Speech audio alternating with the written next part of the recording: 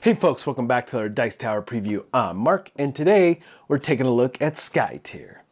Skytear is brought to you by PvP Geeks. It's for 2 to 4 players, ages 13 and up, and games ranging anywhere from 30 to 60 minutes. Skytear is the essence the gods used to create the world of Olan Tau, and through the centuries, all the inhabitants of this world have learned to tap into that essence and use it for their own means. Now, the world is at war. A series of floating islands span the globe, and you will be taking control of one of these factions, clashing the geography together, and in the end, changing the look of this world forever. Now here's what a typical setup is going to look like. Each faction, each side of the board has their own set of heroes and their own set of minions. You'll be placing these on the board and preparing your heroes for battle with your power cards. Now each hero has their own set of 10 power cards, and there are variations in the game to do drafting and deck building. However, we're going to take a look at the basic version of the game. And there's a series of tokens to take note of. You have your tokens for each of your heroes showing how much health they have. Each side has their own health tracker. And you have your temples. Each temple starts at a health of 5, and you'll stack those on the board. And then you have your effect tokens and do all kinds of things like blindness that you can affect your opponent with. And then you have the outsider. You'll place him next to the board. Now the outsider has been created based on the 2 islands crashing together. That energy, that essence that's left over allows you to summon this creature throughout the game. We have over here our objective cards. Now this is interesting because there's a series of these cards, and the first player to achieve one of those cards will trigger the game end. And finally, we have our dice. Now, you might be thinking, dice? No. This is just a round tracker. Also, not just a round tracker, but it also will show how much mana you have to spend on your turn. And so every round is divided into 2 phases. You have the hero phase and you have the minion phase. In the hero phase, you're going to be activating all your heroes and doing damage to minions and other heroes, trying to potentially fulfill one of the win conditions.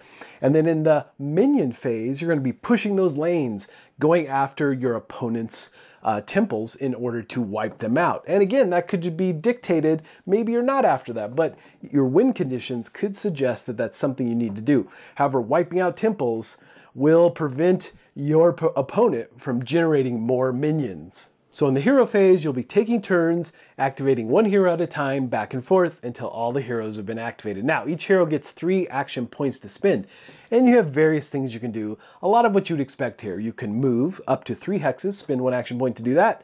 You can do skirmish, which allows you to move 2 hexes and attack a hero along the way. And you have something called lead. Now, there's control tokens on the board. You can strengthen, buff those control tokens to help you later as you move down the lanes and go after the temples with the minions. And then you also have your special faction abilities that you can tap into as well. And then finally, obviously, you can just straight up attack someone. And those are really the basic things you're going to be doing on every hero's turn. All right, let's talk about these power cards. These power cards are going to be integral into what you are doing with your heroes. And you're going to be playing them on the heroes to show how many mana points are being used. And how do mana points work? Well, it's very crucial actually. Based on the round of the game will dictate how many mana points you have to spend. And all of these cards, well, not all of them, some are reactionary cards that don't require mana, but they do have the mana points in the top left corner dictating what it's going to cost to use. And you know, depending on how many points you have available will dictate you might play 1 or more cards on a particular hero. So each hero can spend that many mana points based on the round. And these cards do various things. They have all kinds of reactions and special abilities that they impose and use to enhance your attacks. And there's even some cards that are specific to your hero that only that hero can use. So then let's take a closer look at one of these hero cards. So on the hero card, you'll notice the main stats are in the middle. And over on the right, you have your different abilities and special abilities of the hero. And of course, you see at the top your starting health, which you set up at the beginning of the game on your health tracker on your side of the board. And then you have your attack value, along with a couple little icons for cards. And there are no dice in this game, so when you add to your attack value, you pull cards and add the value that way. And then at the bottom, you have your defense value. And those are all basically the stats you're going to use to calculate damage and defense. Other things to keep in mind as you're activating your heroes and playing power cards is that there are conditions that are going to arise, again, like blindness, that you'll be imposing on your opponent. And of course, there's, like any good game like this, you have line of sight, you have area of effect, and things of that nature. So all the tactical things you would expect to see in this type of game are here. So as you activate heroes and move through this hero phase, you will turn your cards to show that your hero has been exhausted. Now, if your hero is defeated, you will flip the card around, so to show everyone that the hero is done and out of the game. And now it's time to activate your minions. And really the key here with minions is moving them along this lane, either the left or the right side, in order to go after your opponent's temple and reduce it to 0. So this is all about control. And you're looking at those control tokens. You're going to see however many friendly heroes and friendly minions you have near the control token. You total up that score. They have to be within 3 hexes and have full line of sight to the control token. You'll take that value and compare it against your opponent. And the difference will dictate a couple things. Now, you can also have cards that will be played that will enhance that value as well.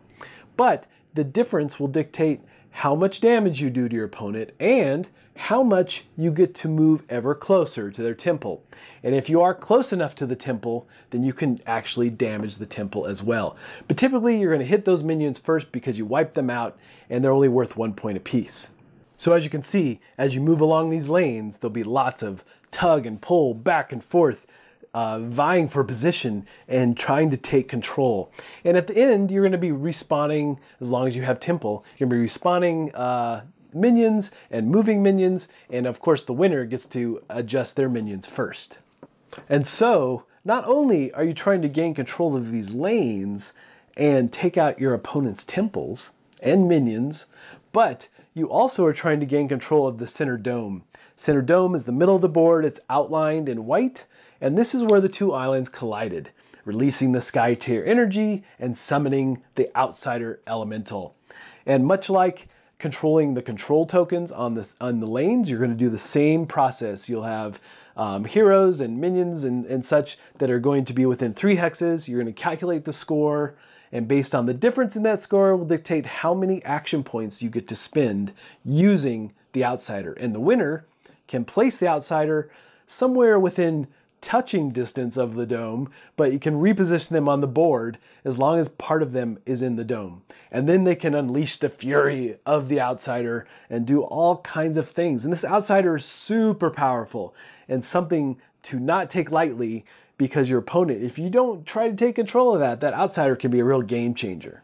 And so your goal is to complete one of the victory conditions before your opponent, which will end the game. Now, if both of you complete the same victory condition at the same time, then that card is discarded. Not a new one is added. It's just now you're down to 2 possible victory conditions. However, if both of you simultaneously complete 2 of the cards in the victory condition row, well then the game ends in a draw. All right, folks, just a reminder once again, this has been a Dice Tower paid preview, and everything you've seen here has been in prototype form. So keep a close eye on the campaign for any changes that still may occur. And this very much is a prototype. You know, these are standees that we used, but the game is going to come with these amazing miniatures, so keep an eye out for that as well. And then there's a lot going on in this game, all kinds of powers we didn't go into, exactly how all of them work, and so it's definitely worth looking into and checking out. And I really like the fact that there is variable player powers. Each of the factions can do some very really amazing things.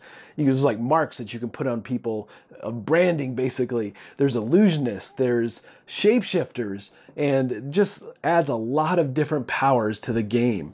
So this is definitely one to watch. But ultimately, folks, if this looks like a game that would be of interest to you, I'm sure they'd appreciate your support.